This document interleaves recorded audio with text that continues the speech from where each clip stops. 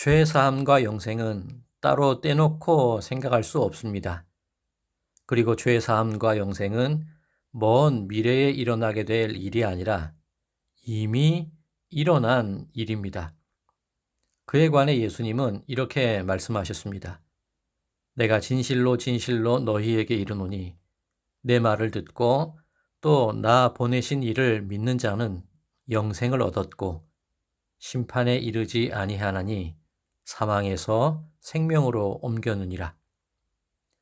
영생을 얻을 것이고가 아니라 얻었고이며 사망에서 생명으로 옮겨질 것이고가 아니라 옮겼느니라 완료형입니다.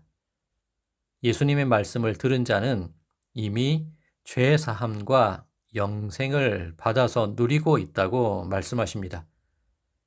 그러면 예수님의 말을 듣는다는 것은 어떤 의미일까요?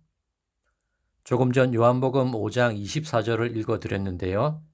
그 말씀을 하시기 전에 예수님은 한 병자를 치유하는 기적을 일으키셨습니다.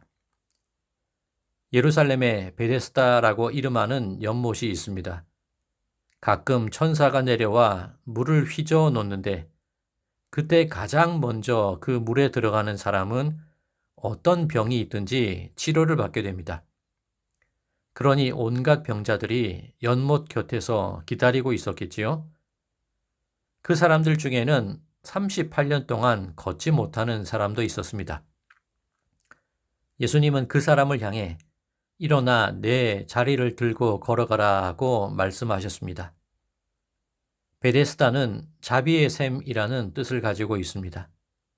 누구든지 먼저 들어가면 병 고침을 받으니 그런 이름이 붙여진 것 같습니다. 그런데 걷지 못하는 사람이 어떻게 그 물에 들어갈 수 있겠습니까? 누군가 그 사람을 들어서 물에 넣어주지 않는 이상 그 사람에게는 돌아올 자비의 기회는 전혀 없는 것입니다. 누군가의 도움을 절실하게 기다리던 그 사람을 향해 예수님은 다른 사람의 도움 없이 일어날 수 있으니 너 스스로 일어나라고 말씀하십니다.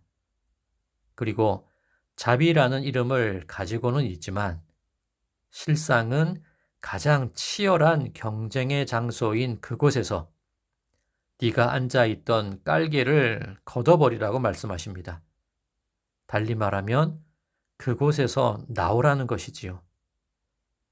38년 된 병자가 자리를 들어 걸어가던 날은 안식일이었습니다.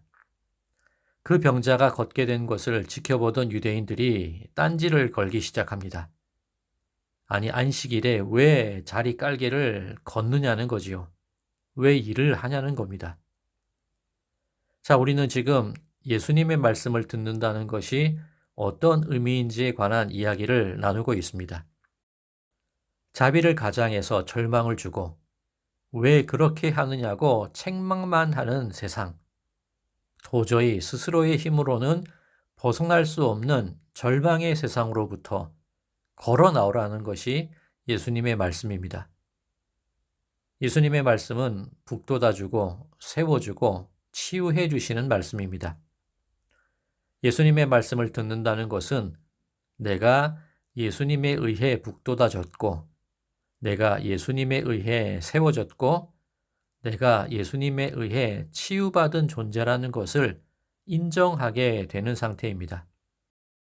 내가 예수님께 받아들여진 존재라는 것을 믿는 것이 예수님의 말씀을 듣는 것입니다. 이어지는 25절입니다.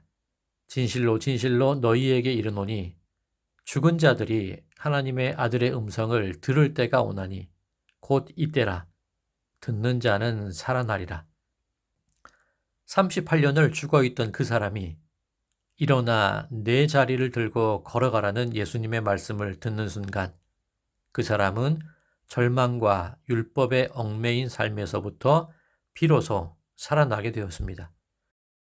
빛을 보지 못하는 영혼의 절망과 어둠과 죽음에 있던 이들이 예수님의 음성을 듣고 일어날 때가 바로 지금 이때라고 말씀하십니다. 생명이 무한히 연장되는 상태가 영생은 아닙니다. 물론 천국의 소망과 그곳에서 누리게 될 평안과 안식을 저는 믿습니다. 그것과 함께 바로 지금 내가 살고 있는 바로 이 시간, 예수님의 말씀을 믿음으로 인해 북돋아지고 세움받고 치유받고 살아가는 나의 모든 삶이 이미 영생임을 저는 믿습니다. 사순절 38번째 날입니다. 영원한 생명이신 예수 그리스도의 말씀이 내가 살고 있는 이 시간과 공간 속에 깊숙이 자리 잡게 될 때에 내 삶은 영생으로 가득 채워지게 됨을 믿으시기 바랍니다. 주 안에 살아감으로 날마다 영생을 누리시고 오늘도 내일도 주 안에 살 것을 믿음으로 소망하고 확신하는 모든 분들이 되시기를 간절히 축원드립니다.